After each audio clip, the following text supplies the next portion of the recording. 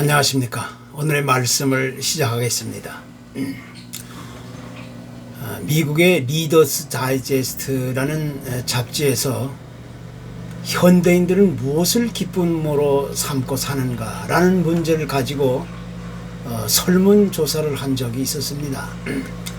여기서 하루를 기쁘게 살기 원한다면 이발을 해야 한다. 일주일을 기쁘게 살기 원하면 양복을 사 입어라. 한 달을 기쁘게 살기를 원하면 차를 구입해라. 또 6개월을 기쁘게 살기 원하면 집을 구입해야 한다. 1년을 기쁘게 살기 원한다면 새 배우자를 구해야 한다. 이런 답변을 했습니다. 도대체 이것은 무엇을 의미하고 있는 말입니까? 어떤 것만 있으면 내 인생이 기쁘고 만족하고 또 행복할 것 같지만 사실 그것을 가지고 나면 얼마 지나지 않아 또 실증을 내고 불만과 짜증이 생기게 된다는 이야기입니다. 그러니까 이 세상의 아름답고 진정한 기쁨은 그렇게 흔하지 않다는 사실을 증명하고 있는 이야기가 되는 것입니다. 어떤 유명한 요리사가 아주 맛있는 요리를 만든다고 했을 때 그것은 없었던 것을 새로 만드는 것이 결코 아닙니다. 무에서 유를 창조한 것이 아닙니다. 단지 이미 있는 재료를 가지고 잘 배합하고 또 섞고 또 적당히 응용하면서 맛을 내게 만들었다는 겁니다. 아무리 맛을 잘 낸다 할지라도 그것은 어디까지나 이미 존재해 있는 맛을 조금 더 극대화시킨 것에 불과할 뿐입니다. 유명한 노벨상이나 또 풀리처상을 받았던 사람들, 또 아카데미 상을 받았던 사람들이나 월드 시리즈 같은 곳에서 우승을 잡았던 선수들, 또 세상에서 최고의 자리에 올라갔던 사람들이 많이 있습니다. 하지만 시간과 세월이 흐르면 사람들은 그들의 이름을 정확하게 기억하지 못하고 대부분 잊혀지기 마련입니다. 많은 시간과 세월이 흐를수록 사람들의 기억 속에서 자동적으로 상은 변색되고 업적이나 공로는 희미해지고 또 사람들의 박수갈채는 온데간데 없이 사라지기 마련인 것입니다. 그래서 수많은 사람들은 사람들의 기억 속에 영원히 기억되는 존재로 남고 싶어서 거대한 무덤을 만들거나 또는 기념비를 세우고 또 기록물에 남기기도 합니다. 하지만 사람들의 기억에는 한계가 있기 마련이기 때문에 모든 것이 잊혀지고 희미해지기 마련입니다. 그것이 우리의 인생인 것입니다. 그래서 성경은 우리의 육체는 풀과 같고 그 모든 영광은 풀의 꽃과 같으니 풀은 마르고 꽃은 떨어진다. 모든 육체는 풀이요 그의 모든 아름다움은 들의 꽃 같으니 풀은 마르고 꽃은 시든다. 또 우리의 연수가 70이요 강건하면 80이라도 그 연수의 자랑은 수고와 슬픔뿐이요 신속히 간다. 너희 생명이 무엇이냐? 너희는 잠깐 보이다가 없어지는 안개다. 이렇게 강조하고 또 가르쳐주고 있는 것입니다. 누구든지 자기에게 주어진 한평생을 살아가면서 여러 가지 계획을 세우고 또 목표를 정하고 수고하고 땀 흘리며 열심히 노력해보지만 실상 그 모든 과정을 살펴보면 그것은 어디까지나 한계가 있는 순간적인 일뿐이라는 사실입니다. 그래서 구약 전도서의 기자는 해 아래에 있는 것이 전부 헛것이다 이렇게 강조하고 또 강조하면서 오직 하나님 앞에 나아가는 것만이 우리 인생의 유일한 기쁨이고 진정한 의미가 된다고 분명하게 가르쳐주고 있는 것입니다. 또 우리가 영원한 하나님 나라에 들어가는 것만이 유일한 소망이고 진정한 만족이 될 수 있다는 사실을 성경은 누누이 강조해주고 있는 것입니다. 사람들은 새해가 될 때마다 해피 뉴 이어라고 인사를 주고받습니다. 그렇지만 사실 따지고 보면 세상에 새로운 해는 없는 것입니다. 어제 떴던 해양이 오늘 다시 뜨는 것이고, 어제 있었던 공기도 오늘 그대로 있는 것이고, 어제 먹고 마셨던 음식이 오늘도 그대로 있는 것이고, 어제 만났던 사람들도 오늘 그대로 있는 겁니다. 그래서 세상에 새 것이란 없다는 이야기가 됩니다. 그런데 하나님은 이렇게 계속 반복적으로 흘러가고 있는 시간과 세월을 그냥 무한대로 그냥 놔두시는 것이 아니라 시간과 세월을 때에 따라서 구분하여 놓으셨습니다.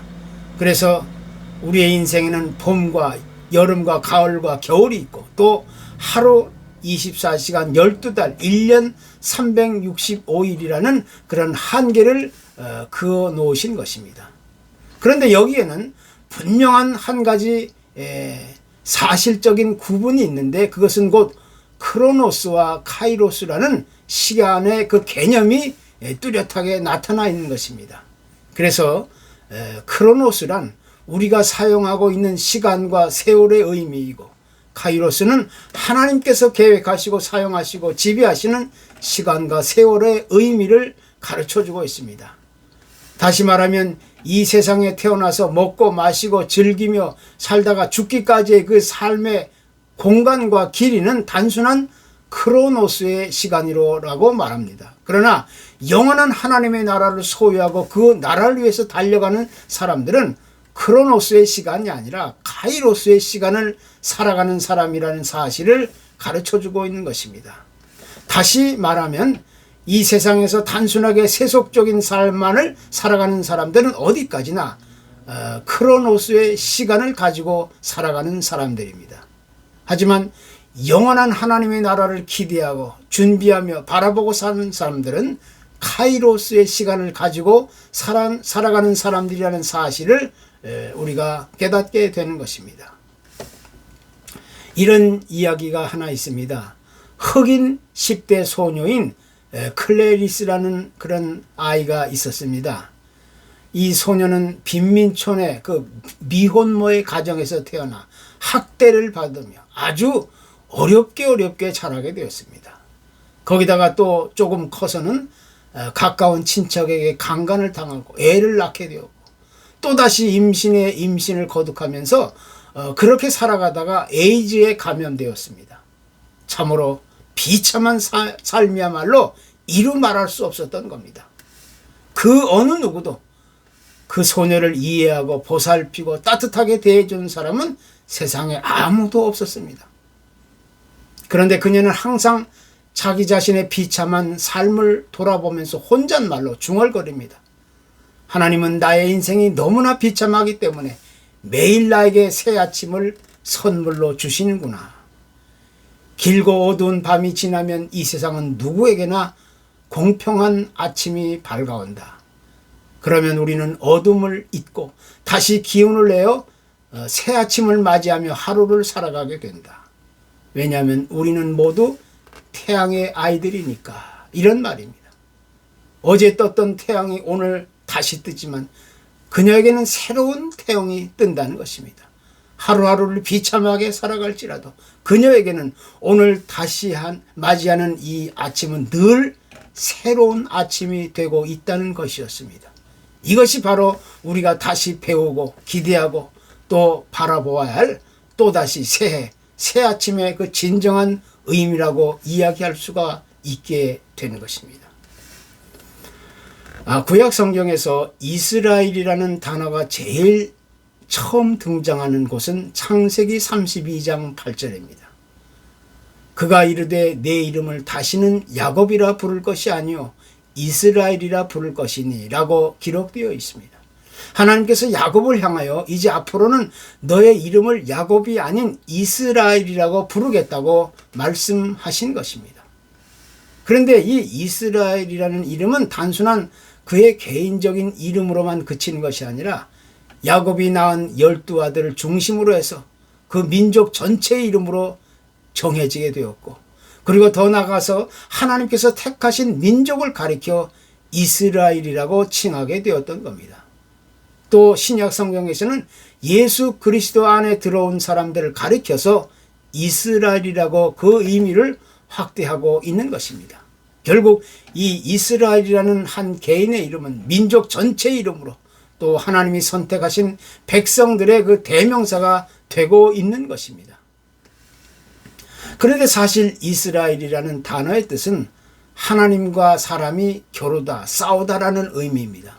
즉 야곱이 하나님과 힘을 겨루었다는 것입니다.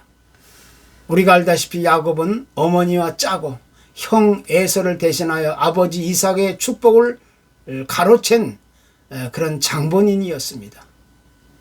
이런 일로 인하여 야곱은 형 에서와 원수가 되고 이제 멀리 외삼촌의 집으로 피신하여 거기서 오랜 세월을 이제 도피 생활로 지내게 되었습니다. 그러면서 외삼촌의 집에서 이제 결혼도 하게 되고 가정을 이루며 그런대로 안정적으로 살아오다가 이제 고향을 떠난 지 근 20년 만에 그리던 집으로 다시 돌아가게 되었습니다. 그런데 문제는 아버지의 축복을 가로채 원수가 되었던 그 형 에서를 이제 어떻게 다시 만날 수 있느냐 하는 것이 문제였습니다. 이때 형 에서는 자기 동생이 집으로 다시 돌아온다는 소식을 듣고 자기 집에 있는 군사 400명을 동원하여 야곱을 잡아 원수를 갚겠다고 벼르고 있는 겁니다. 참으로 기막힌 비극적인 운명이 아닐 수 없었던 겁니다. 야곱은 형 에서를 만날 생각에 너무 불안하고 초조하고 잠을 잘 수가 없습니다. 그래서 여러 가지 수단과 방법을 전부 동원하여 계획을 세우고 형에게 줄 선물을 미리 보내면서 또 자기 재산이나 종과 아내와 식구들을 앞서 보내게 됩니다. 그리고 이제 강을 건너기 전에 혼자 강가에 앉아 자신의 신세를 한탄하며 하나님께 간절한 도움을 구하는 그런 기도를 하게 되었습니다. 모든 인간적인 수단과 방법을 전부 동원하고 또 형 에서와 화해하고 평화롭게 만나려고 하고 있지만 그것이 말처럼 그렇게 쉬운 일만은 결코 아니었습니다. 이제 강가에 혼자 남아 밤을 지새우고 있었던 야곱은 그야말로 참으로 쓸쓸하고 외롭고 고독한 인생 최대의 그런 고통의 시간이 아닐 수 없었던 겁니다. 야곱은 거기서 밤을 새우며 애타게 기도하게 되었는데 갑자기 하나님의 천사가 나타나자 그와 이제 원치 않는 힘을 함께 겨루게 되었던 겁니다. 일대의 싸움이 벌어진 것입니다. 그러니까 야곱은 여기서 밀리면 끝장이다라는 생각을 가지고 온 힘을 다하여 그와 함께 힘겨루기를 하게 되었던 겁니다. 야곱은 밤새 그 천사와 씨름을 하면서 끝내 허벅지를 다치기까지 아주 힘겨운 싸움을 싸웠습니다. 그때 길고 긴 밤이 지나면서 야곱은 그 하나님의 천사와 놓치지 않고 씨름하다가 결국 이스라엘이라는 새로운 이름을 얻게 되었던 겁니다. 여태까지 야곱은 형의 발꿈치를 잡고 태어난 사기꾼 같은 사람, 도둑놈 같은 사람이었습니다. 자기 것만 챙기고 자기 이익만 생각하는 그런 이기적인 사람이었습니다. 그러나 강가에 홀로 남아 천사와 씨름을 하다가 하나님을 다시 발견하게 되고 이제 새로운 이름을 가지고 제2의 인생을 살아가게 되었다는 것입니다. 바로 그때 야곱은 허벅지를 절뚝거리며 떠오르는 아침 해를 바라보면서 오늘이야말로 진정한 나의 새해이고 새 아침이라는 사실을 다시 경험적으로 느낄 수 있게 되었던 것입니다.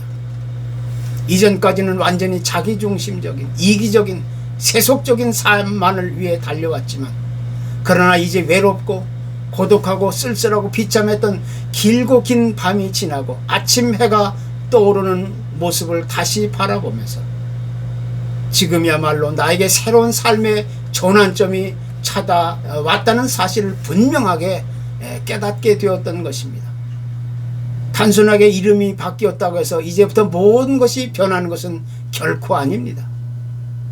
이스라엘이라는 그 이름이 붙여지게 되었다는 것은 이제부터는 자기 인생에 있어서 하나님의 주권과 그 통치와 또 하나님의 다스림 안에서 살아가겠다는 그의 믿음을 나타내주는 아주 중요한 그런 지표가 되고 있는 것입니다. 이제부터는 자신의 주장이나 고집이나 기분이나 습관대로 사는 것이 아니라 온전히 하나님의 뜻을 따라 살아가겠다는 굳은 의지와 결단과 각오를 나타내 보여주고 있는 것입니다. 이것이야말로 야곱에게 있어서, 이스라엘에게 있어서, 또 하나님의 백성인 우리 그리스도인들에게 있어 없어서는 안 될 가장 중요한 삶의 그런 교훈이 되고 있는 것입니다. 우리 인간은 세상에 살아가는 동안 누구나 실수와 잘못과 오류를 범할 수 있습니다. 완전한 인간이란 그 어디에도, 그 어느 시대도 존재하지 않기 때문입니다. 그러나 무엇보다 더 중요한 사실은 지나온 과거를 잊어버리고 새로운 삶의 변화를 꿈꾸고 소원하고 바라보고 기대한다는 것은 우리 인간만이 가질 수 있는 유일한 특권이고 선물이 되는 것입니다.